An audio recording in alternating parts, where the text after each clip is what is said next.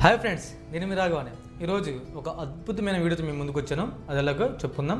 అయితే ఈ వీడియో ముందుగా ట్రాక్టర్ డ్రైవర్లకి మరియు ట్రాక్టర్ల ఓనర్లకి చాలా ఉపయోగపడుతుంది. అది ఎలాగో వీడియో చెప్పుకుందాం. అయితే మీ వీడియో చూడటం ద్వారా మీరు దగ్గర ఒక 30,000 రూపాయల నుంచి 35,000 రూపాయల వరకు అయితే సేవ్ చేసుకోవచ్చు.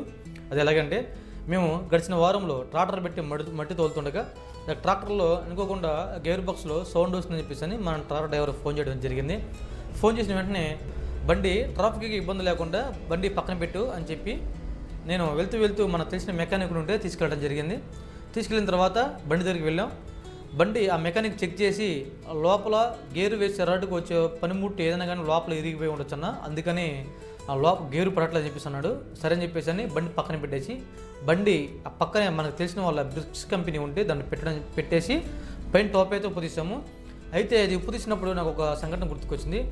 మేము గడిచిన వేసవి కాలంలో సత్తనపల్లి నుంచి 10 కిలోమీటర్ దూరంలో ఒక ఎరువు అన్లోడ్ చేస్తున్నప్పుడు గేరు బాక్స్లో ఈరోజు ఎలాగైతే వచ్చిందో అదే మాదిరిగా సౌండ్ వచ్చింది. మేము దాన్ని నెగ్లెక్ట్ చేసాము. నెగ్లెక్ట్ చేయడం వల్ల ఫస్ట్ గేర్ నుంచి సౌండ్ వస్తుందని చెప్పేసి మేము దాన్ని నెగ్లెక్ట్ చేసి లోడు సెకండ్ వేసుకొని బండిని చెరువు నుంచి ఒడ్డుకి తీసుకొచ్చాము. ఒడ్డుకి తీసుకొచ్చిన తర్వాత బండి కొంచెం మూవింగ్ రావడం అయితే ఆగిపోయింది.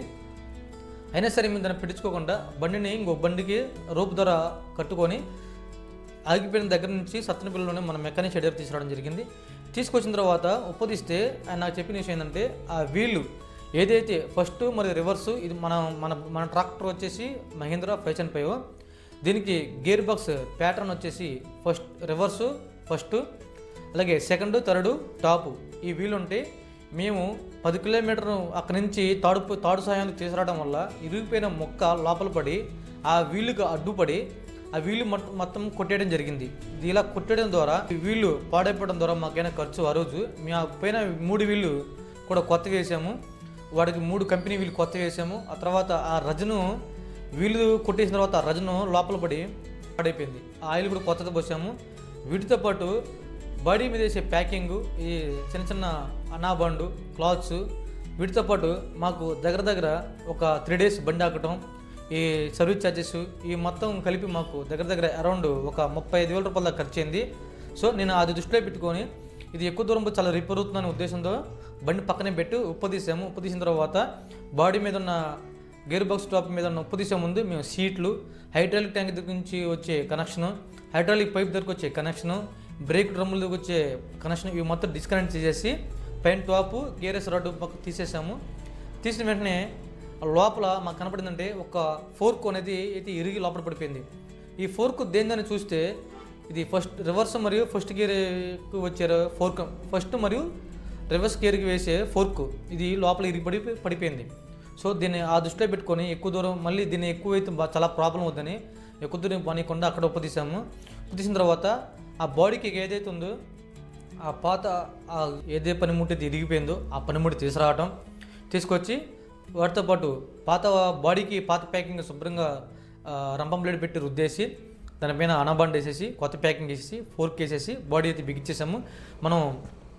మనము ఈ బాడీ ఉప్పు తీయడానికి ముందు ఏవైతే డిస్కనెక్ట్ చేసామో అవన్నీ మరలా అంటే బ్రేక్ కనెక్ట్ చేసుకోవటం, హైడ్రాలిక్ పైప్ కనెక్ట్ చేసుకోవటం, హైడ్రాలిక్ పంపు దగ్గర నుంచి కనెక్ట్ చేసుకోవడం, ఇవన్నీ కనెక్టింగ్ చేసుకొని సీటు అవన్నీ బిక్ చేసాము. బిక్కిన తర్వాత మనం బండి అయితే ట్రైల్ వేయడం జరిగింది.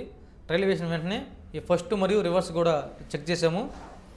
చెక్ చేసిన తర్వాత అంతా కంఫర్టబుల్గా సెట్ అయింది. సో దీనికి ఈ రిపేర్ రావడం వల్ల మాకు ఆయన ఖర్చు ఈరోజు వచ్చేసి ఒక 2,500 రూపాయల నుంచి 3,000 రూపాయల వరకు మాత్రం అయింది. మేము అదే మాదిరిగా పోయిన సంవత్సరం మాదిరిగా అలా చేసినట్టయితే మాకు చాలా ఖర్చు పెరిగేది. అది దృష్టిలో పెట్టుకొని దీని ఎక్కడైతే రిపేర్ వచ్చిందో అక్కడే చేసుకున్నాను. నేను చెప్పేది అంటే, మీ ట్రాక్టర్లో కానీ ఈ డ్రైవర్లు కానీ ఓనర్లు కానీ గుర్తుపెట్టుకోవాల్సిన విషయం అంటే, ఇంజన్లో కానీ గేర్ బాక్స్లో కానీ హౌజింగ్లో కానీ ఏ చిన్న మాత్రం ట్రబుల్ వచ్చినా సరే, సౌండ్ వచ్చినా సరే వీలైనంత త్వరగా దాన్ని రిపేర్ చేసుకోవడం చాలా మంచిది, దాన్ని నెగ్లెక్ట్ చేయకుండా. ఎందుకంటే మోటార్ ఫీల్డ్లో డబ్బులు సంపాదించి మిగిల్చుకోవడం ఒక రకంగా అయితే, మిగిల్చి దాన్ని సేవ్ చేసుకోవడం చాలా ఇంపార్టెంట్ చెప్దాం అనుకుంటున్నాను. ఇలాంటి మరిన్ని వీడియోస్ కోసం మన ఛానల్ని సబ్స్క్రైబ్ చేసుకోండి. కంటెంట్ నచ్చితే లైక్ చేయండి, షేర్ చేయండి. Thank you for watching.